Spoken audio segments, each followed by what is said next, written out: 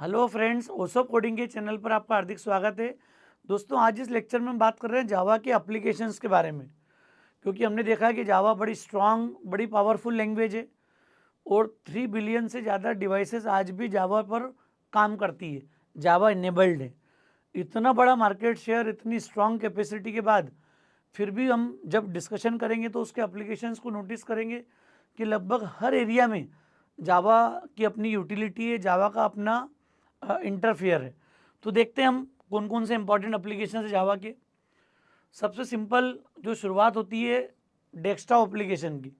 Desktop application मतलब ये हम बोलते हैं विंडो बेस्ड एप्लीकेशन, जो लोकल मशीन पर आपको एग्जीक्यूट करना है। कहीं यूटिलिटी सॉफ्टवेयर भी इस कैटेगरी में आते हैं। तो डेस्कटॉप एप्लीकेशन जावा का एक इम्पॉर्टेंट एरिया है जिसके बेसिस पर आप डेस्कटॉप या विंडो बेस्ड एप्लीकेशन डिज़ाइन कर सकते हैं। जावा में इसके लिए कई इंपॉर्टेंट पैकेज अवेलेबल हैं। आपने नोटिस किया होगा AWT पैकेज के बारे में सुना होगा, एब्स्ट्रैक्ट विंडोइंग टूल किट। उसमें डेस्कटॉप एप्लीकेशन बनाने की लाइब्रेरी जावा में अवेलेबल होती है। फिर बाद में स्विंग्स करके आपको पैकेज मिलेगा जहाँ पर हम लोग और बेटर वे में और कॉन्फिडेंस के साथ विंडो बेस्ड एप्लीकेशन को डिज़ाइन कर सकते हैं। उसके बाद ट्रेंड में सुना होगा आपने जावा एफएक्स, उसके बेसिस पे भी हम लोग जावा में ये इवेंट बेस्ड प्रोग्रामिंग या डेस्कटॉप एप्लीकेशन डिज़ाइन कर सकते हैं। हालांकि अब काफ़ी सारे चेंजेस हैं और बहुत बड़ा मार्केट शेयर इस चीज़ का नहीं है, फिर भी जावा के this is one of the important application desktop application. फिर होता है वेब एप्लीकेशन। नॉर्मली जब जावा फर्स्ट टाइम लॉन्च हुई थी, मार्केट में आई थी, तो शुरुआत से उसका वेब डेवलपमेंट का एस्पेक्ट बड़ा इंपॉर्टेंट था। और जावा की जो पहली वेब एप्लीकेशन थी वो एप्लेट बेस्ड थी। तो एप्लेट करके एक टर्म, बड़ी सिंपल टर्म पहले यूज़ होती थी जब जावा का फर्स्ट रिलीज मार्केट में था। और पहली एप्लीकेशन थी, उसका वेब बेस्ड कुछ सॉल्यूशन डिज़ाइन किया था। एक जावा प्रोग्राम को कंपाइल करके एप्लेट के साथ क्लब किया था और वो HTML कॉम्बिनेशन के साथ ब्राउज़र पे एग्जीक्यूटेबल फाइल के रूप में यूज़ होती थी। तो वेब के मार्केट में जावा की बड़ा मोनोपोली एरिया है। आज भी अगर स्ट्रॉन्ग वेब डेवलपमेंट की बात करते हैं हम कहीं ना कहीं, तो कोशिश होती है कि जावा के साथ ही आगे बढ़ा जाए और उसी में स्ट्रॉन्ग करियर वाले सारे एस्पेक्ट अवेलेबल होते हैं। तो वेब डेवलपमेंट जावा का बड़ा इंपॉर्टेंट एरिया है। कई इंपॉर्टेंट वेब एप्लीकेशंस जो हम डिज़ाइन कर सकते हैं और कई बड़े मार्केट प्लेयर इन्हीं वेबसाइट्स को, इन वेब एप्लीकेशंस को यूज़ करते हैं। शुरुआत करने की बात करेंगे तो जावा में जब JDBC, सर्वलेट, JSP ऐसे कंपोनेंट्स हैं, इस तरह की लाइब्रेरी अवेलेबल है जिनके बेसिस पर हम जावा के साथ वेब डेवलपमेंट वाले रास्ते पे मूव कर सकते हैं। जहाँ पर थोड़ा आप HTML, CSS, जावा स्क्रिप्ट कॉम्बिनेशन को भी यूज़ कर सकते हो। और apart from this JDBC, servlet और JSP कॉम्बिनेशन का भी आप यूज़ कर सकते हो डिपेंडिंग ऑन योर रिक्वायरमेंट। तो ये पूरा वेब एप्लीकेशन का एरिया है। यहाँ पर जावा स्क्रिप्ट की भूमिका थोड़ी सीमित होती है। हम लोग क्लाइंट साइड वैलिडेशन में ही सिर्फ जावा स्क्रिप्ट को यूज़ करा करते थे शुरुआत में। अब तो काफ़ी सारा कॉम्बिनेशन है। जब फुल स्टैक की बात करते हैं तो सर्वर साइड के लिए अलग तरीके अडॉप्ट करते हैं और एंगुलर के कॉम्बिनेशन को या रिएक्ट के कॉम्बिनेशन को हम ज़्यादातर यूज़ करते हैं UI डेवलपमेंट के लिए। तो टाइमली चीज़ें चेंज हो रही है मार्केट के साथ में। उसके बाद जावा का एक इम्पॉर्टेंट एरिया है मोबाइल एप्लीकेशन। और मोबाइल एप्लीकेशन की बात अगर हम करें तो आपने देखा होगा कि एंड्रॉयड बेस्ड जो मोबाइल ऑपरेटिंग सिस्टम है वो वर्ल्ड वाइड कितना पॉपुलर है। आपने नोटिस किया होगा एंड्रॉयड का जो बड़ा मार्केट है वो सिर्फ उसके पीछे क्या, एंड्रॉयड अगर आप डेवलपमेंट करते हो या करना चाहते हो तो उसके पीछे आपको कोर जावा एटलीस्ट आना ज़रूरी है। जावा की लाइब्रेरी को ही इस मोबाइल डेवलपमेंट के अंदर यूज़ किया हुआ, जो हमने बात की थी ना अभी स्विंग्स की या जावा एफएक्स की बात जो की थी हमने। जब इवेंट बेस्ड जो कंट्रोल बेस्ड प्रोग्रामिंग की बात होगी, उसी उसी पूरे कॉन्फ़िगरेशन को अगर कनेक्ट करोगे आप तो आपको लाइब्रेरी अवेलेबल हो जाती है एंड्रॉयड के लिए। तो एंड्रॉयड प्लेटफॉर्म में कहीं ना कहीं जावा से कनेक्टिविटी है। जावा बैकग्राउंड से अगर हम आ रहे हैं तो कॉन्फिडेंटली हम एंड्रॉयड ऐप डेवलपर की भूमिका में जा सकते हैं या ऐप डेवलपर के जॉब के लिए एंटर हो सकते हैं। तो ये मोबाइल एप्लीकेशन इसका एक बड़ा इंपॉर्टेंट एरिया है और बड़ा मार्केट शेयर है इस चीज़ का। आपने नोटिस किया होगा कि नॉर्मली वर्ल्ड वाइड भी अगर आप मार्केट शेयर देखेंगे तो मेजॉरिटी ऑफ मोबाइल जो प्लेटफॉर्म है या कंपनीज़ हैं वो एंड्रॉयड प्लेटफॉर्म को यूज़ करती है मोबाइल डेवलपमेंट के अंदर। हाँ, उसमें भी डिफरेंट ऑपरेटिंग सिस्टम के वर्जन है एंड्रॉयड के साथ में, वो कॉम्बिनेशन हम लोग यूज़ करते हैं। इवन एंड्रॉयड को लेकर मैंने डिस्कशन पहले भी किया कि इस समय सपोज डिजिटल पैनल पर अभी बात कर रहा हूँ आपसे, प्रेजेंटेशन मैंने ओपन किया हुआ है, तो ये भी एंड्रॉयड प्ले कर रहा है इस समय। मैंने यहाँ कोई ऑपरेटिंग सिस्टम के साथ अभी इसको कनेक्ट नहीं किया है। आज जब कुछ प्रैक्टिकल कराना होते हैं या कुछ आप जावा प्रैक्टिकल जब एग्जीक्यूट करोगे तो ओएस इंटीग्रेट करेंगे, ऑपरेटिंग सिस्टम कनेक्ट करेंगे इसके साथ में। अभी सिंपली एक एंड्रॉयड जो प्लेटफॉर्म है उसी के बेसिस पर हमने एप्लीकेशन को ओपन की हुई है, जो भी हमारे को एरिया प्रोवाइडेड है उसी के बेसिस पर हम फाइल्स को लोड कर सकते हैं, यूटिलाइज कर सकते हैं। बड़ा मार्केट शेयर है इसका डिवाइस के साथ में। फिर एक सबसे बड़ी बात होती है एंटरप्राइज एप्लीकेशंस की।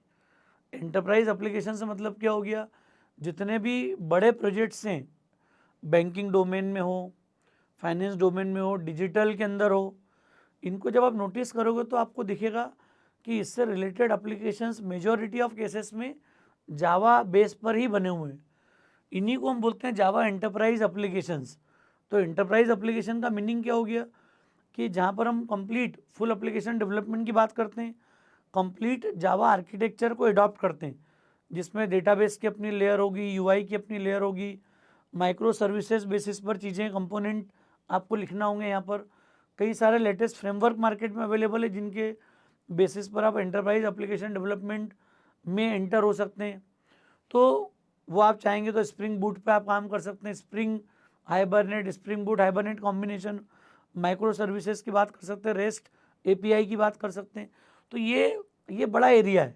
जब हम लगातार डेवलपमेंट में आगे बढ़ेंगे, एक बार फाउंडेशन रेडी करेंगे तो इससे रिलेटेड भी काफ़ी सारा कंटेंट, काफ़ी सारी चीज़ें आपको सब कोडिंग के प्लेटफॉर्म पे लगातार मिलेंगी, लाइव क्लासेस के रूप में भी अवेलेबल होंगी, और आप चाहेंगे तो रिकॉर्डेड लेक्चर्स भी काफ़ी टेक्नोलॉजी के फ्रेमवर्क के आपको यहाँ पर मिलेंगे।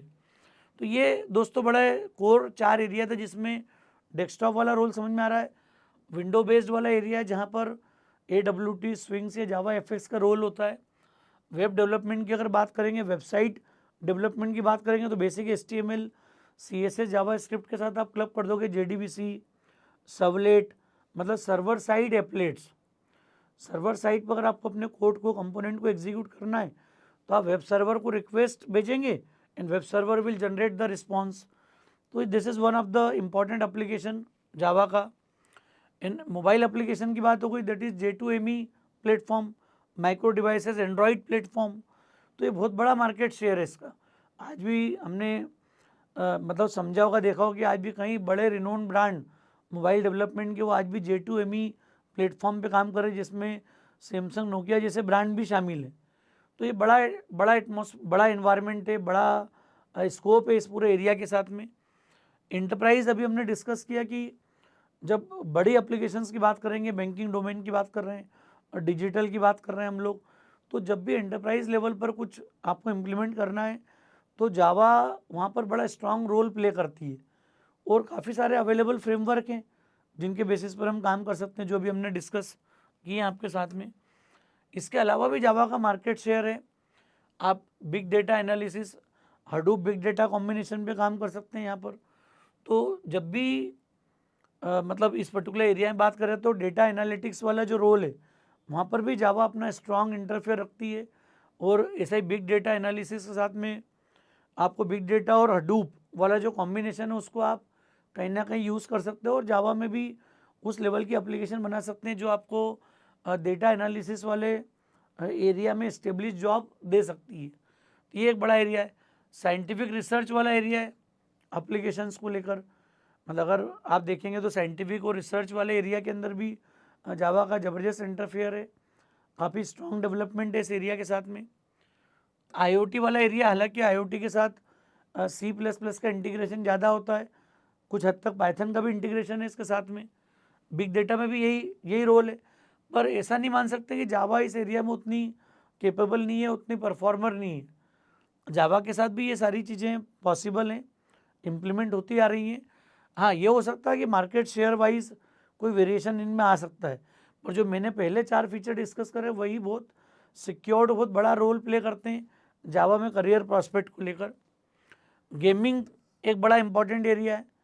मतलब गेमिंग बड़ा वास्ट इंडस्ट्री है ये भी, और डे बाय डे इसका भी बड़ा मार्केट शेयर बनते जा रहा है।